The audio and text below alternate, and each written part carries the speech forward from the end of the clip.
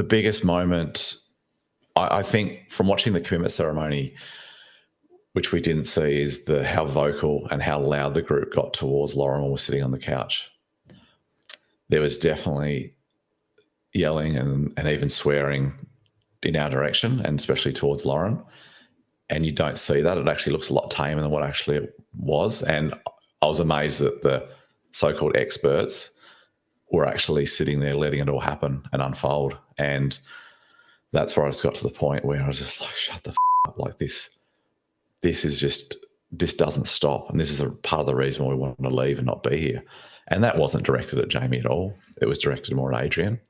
I know on the airing it showed it like I was saying it to Jamie, which wasn't the case. Otherwise, they would have pulled me up on the spot.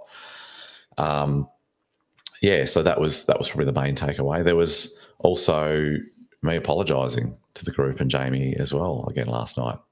No. Doesn't get shown.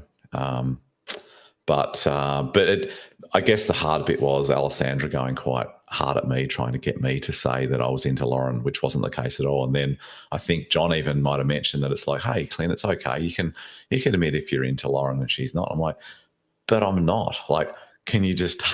I'm actually not into her. So can you just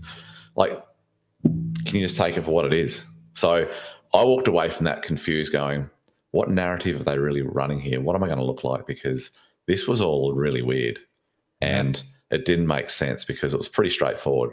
We both want to leave. We're both not into each other. Yeah, we will aim to catch up outside of this. Lauren wanted to come to Tassie and hang out, and that's it. Nothing more to add. And that just didn't, the message did not get across.